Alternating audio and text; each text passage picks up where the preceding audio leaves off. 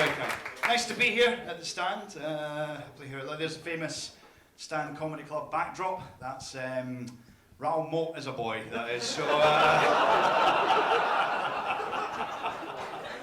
so it's nice to be here. Thank you. That'll never leave you for the rest of the set now. It's nice to be here. As Mandy says, my name's John Scott and I'm Scottish.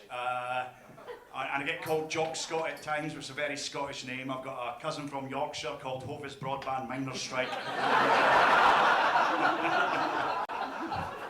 I live here in Newcastle. I love Newcastle.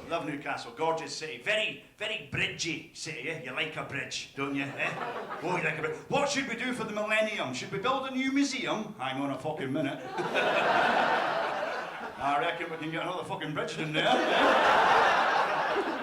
7 bridges over a 600-yard stretch. I'm yet to figure out why you want so many ways to get to Gateshead. I really am. What happened there? The Geordies built the first bridge and made their way over and went, oh, why man, how are we going to get back? Love Newcastle. I get stereotyped being a Scottish person living here. I used to have long hair. I got it cut off because people from Biker kept trying to sell me heroin. Lovely Biker where the heroin comes in batter. This genuinely happened to me one day in Newcastle with my long hair. I was outside the train station having a cigarette and suddenly I saw 10 pence come flying through the air and land at my feet. I looked up as a dad with a little boy about 7 and the wee boy went, there you go. And I thought, well, that's a lot of money for a wee boy. So I picked it up and I went, do you think I'm homeless? And he went, no, but now that you've picked it up, we know that you're Scottish. I went, don't you stereotype me, young man. And then I glassed him.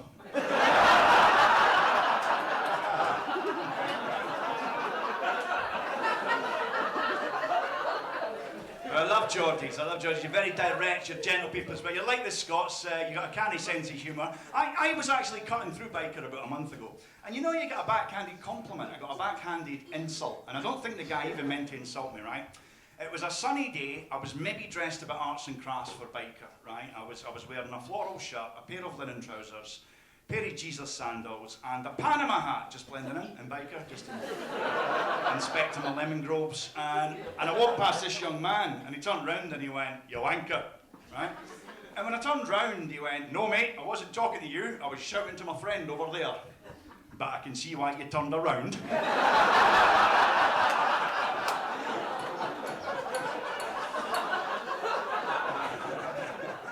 But it's a good week to be Scottish. The Scottish accent got voted the most romantic on the planet last week, yes? Because it can be floaty and full of melody with a hint of murder and mayhem. And I'm not sure if it is romantic. I think it depends on what it's saying and where it's saying it. It's like, you've got the most beautiful bonny blue eyes, deep and translucent like the waters of a loch. Tell me, do you take it up the Gary? What's that, you don't? Okay, does your wife? She doesn't either. Okay, enjoy your meal. Thank you for flying EasyJet.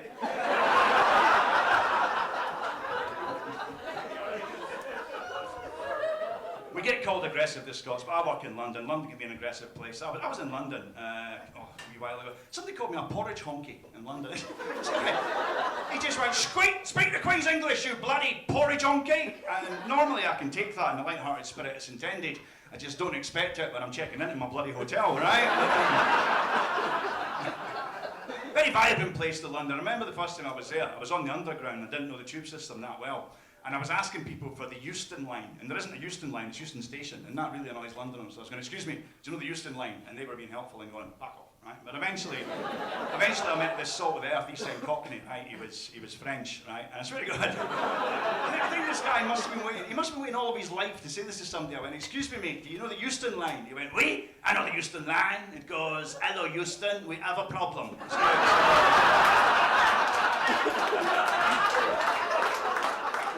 Took the day off after that, yeah. So as I say, lived here 15 years. I'm actually married to a Geordie, and we're celebrating our 20th anniversary this weekend.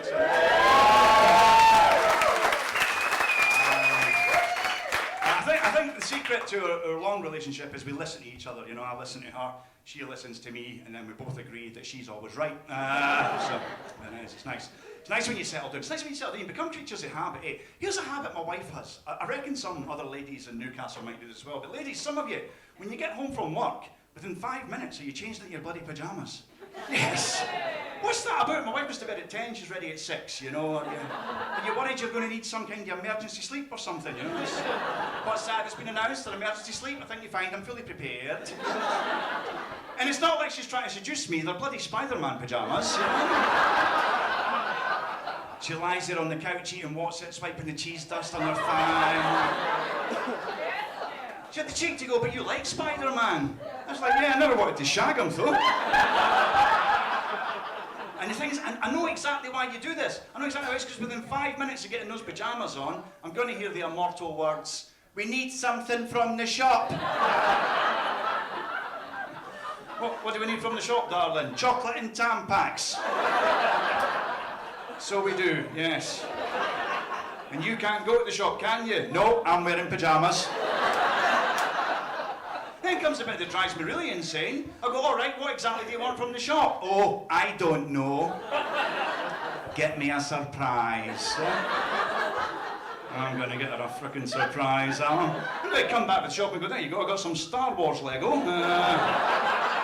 I got a plug for the sink, and I met this prostitute up the corner. What's that?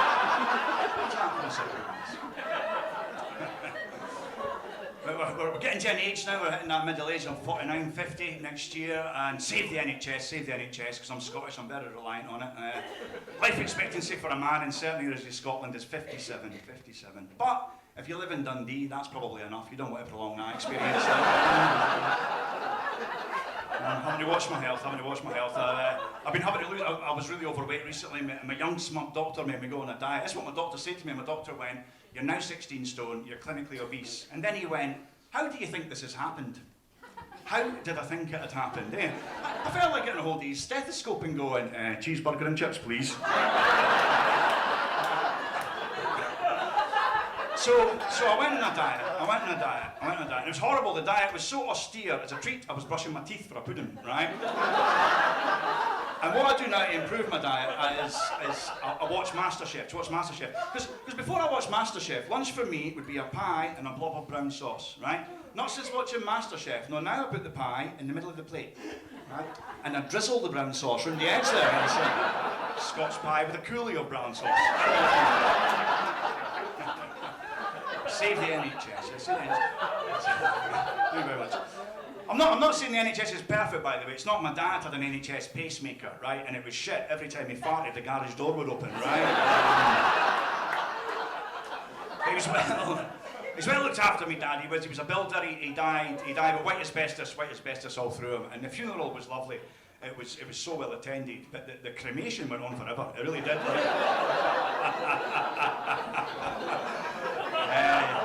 Take that, snowflakes, right? Everything gives you cancer. Apparently bread can give you cancer now, so I've stopped smoking that, like, you know. But health, what's your health? I had a health thing happen to me recently that you never think is going to happen to you as a younger man, right? But recently you think, recently I had a trapped nerve in my back, and I had to go to the doctor, and he gave me anti-inflammatories, which was great, fixed my back, broke my willy. Nothing would become inflamed, you know, so I had to go back to her and say, "That's great, doctor, you fixed my back, you broke my willy." And the doctor went, "It'll be those tablets." And I went, "Well, you might have told us, because my wife's a good woman. She was trying everything. She was like, will I do a wee dance?" Don't do a wee dance, no. Put your boiler suit on and face the wall as always. So I had to get Viagra, and I thought it'd be a case of there's your Viagra, off you go, you'll have a willy like Thor, right? And I did.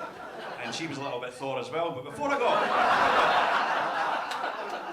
the Viagra, the doctor actually said to me, he says, "Actually, Mr. Scott, before I give you this, he says, it's mandatory that I check your balls." And I looked a bit taken aback, and he went, "Oh, have you never had this done before?" And I went, "No." And he went, "All right, do you want me to get a witness?" I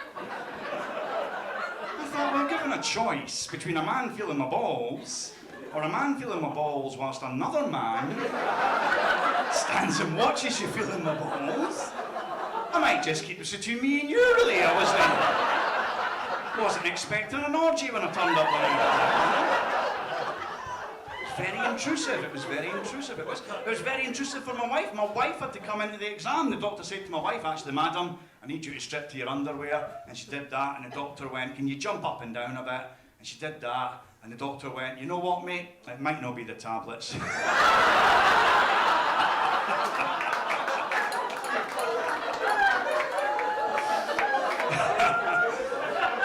She's not giving me an erection either, so... Naughty joke, that is. Naughty joke. But age, man, God, yeah.